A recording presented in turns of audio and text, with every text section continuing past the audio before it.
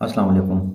आज का हमारा सवाल नंबर है 10 जो कि हमारे इस पेज नंबर पर है और हमें कहा यह गया है कि इसका हमें क्यूब निकालना है जो कि x/3 प्लस y/5 है। तो ये हमने क्यूब लगा दिया पहले। तो अब हमें ये पहचान कैसे होगी, हमें यहाँ पे कौन सा फार्मूला यूज़ करना है, प्लस वाला या माइनस वाला। तो उसकी पहचान ये होगी कि हमें यहाँ पे जो भी साइन होगी ना वो देखनी पड़ेगी हमें। तो यहाँ प्लस की साइन है तो इस वजह से हम जो है वही प्लस वाला फार्मूला यूज़ करेंगे। तो वो हमारा होता है a प्लस बी का अपना अगर होल क्यूब हो तो वो आपका इसके बराबर होता है, यानी a³ plus 3a² b plus 3ab² plus B cube.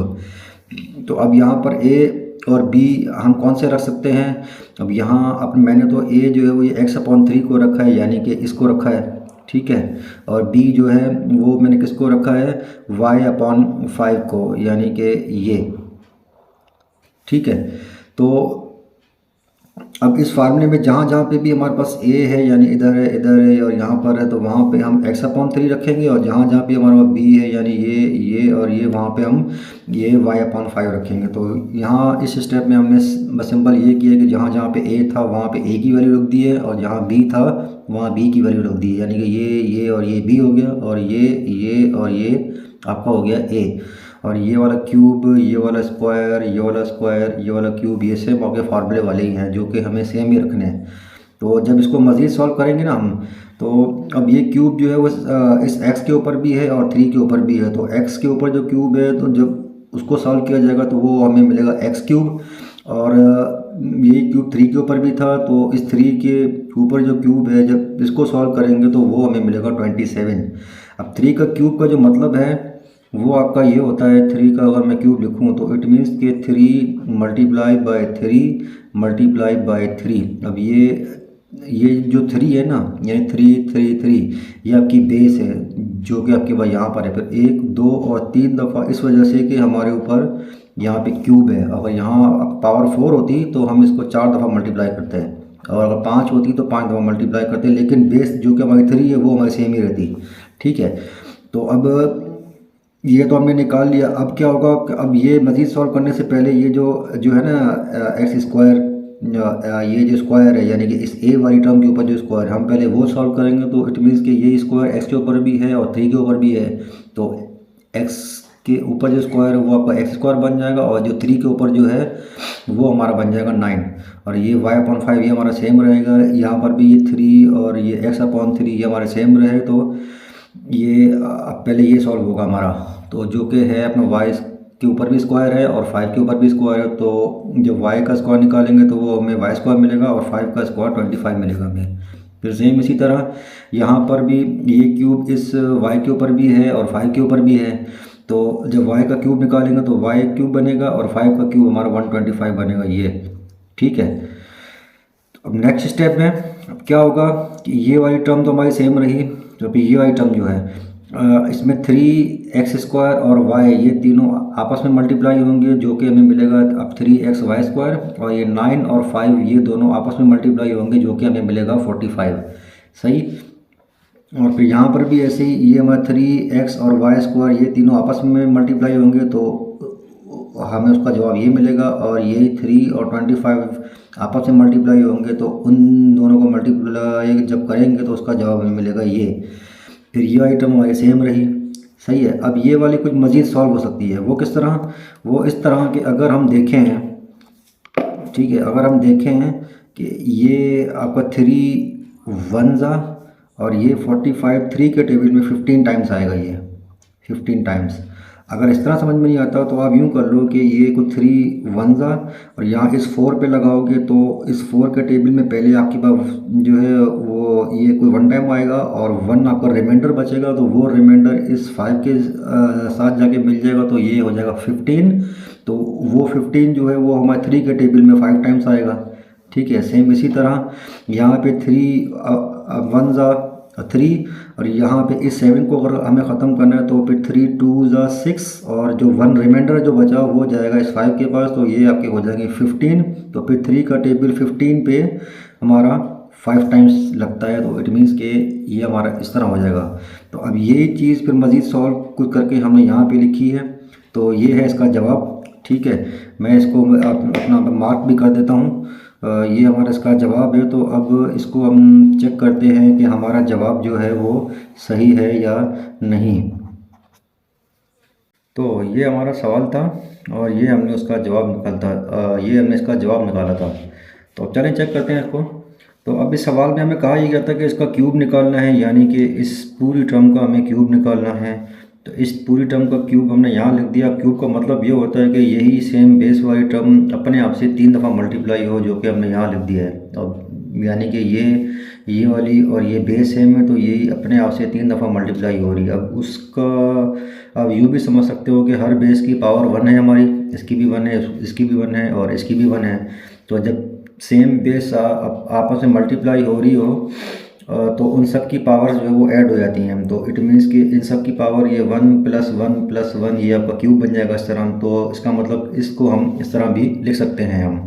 तो अभी फिर मज़ीद ये होगा कि हम पहले जो है वो ये वाली 2 टर्म सॉल्व करेंगे, मैंने जिसको ब्रैकेट के अंदर क्लोज़ किया है, यानी ये वाली और ये वाली। तो इसकी सीक्वेंस ऐसी होगी कि ये x/3 इस पूरी टर्म से मल्टीप्लाई होगा, फिर ये +y/5 ये भी आपका इस पूरी टर्म से मल्टीप्लाई होगा। तो इसी स्टेप में जो है वो हमने सिंपल कुछ इस तरह लिख दिया और ये थर्ड वाली टर्म हमने सेम रखी है।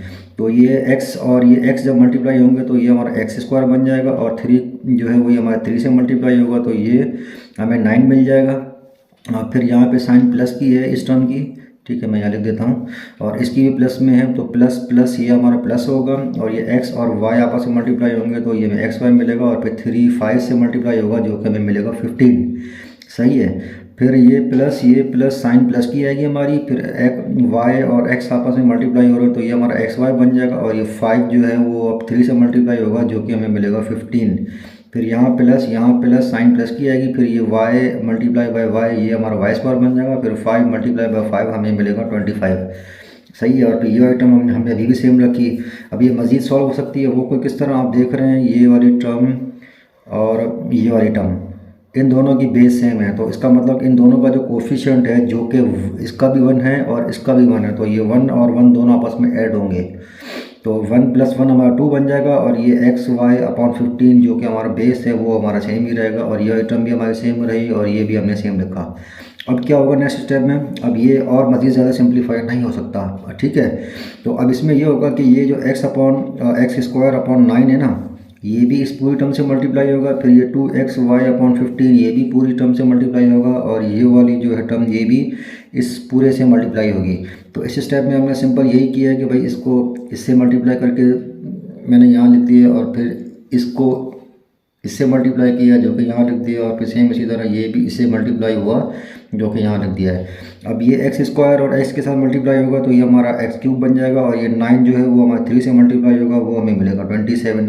अच्छा, ये चीज़ अगर किसी को समझ में ना आई हो ना तो वो आप लोग मेरी पिछली वीडियोज़ भी देख सकते हैं आप, तो इंशाल्लाह वहाँ पर आपको हर चीज़ क्लियर हो जाएगी।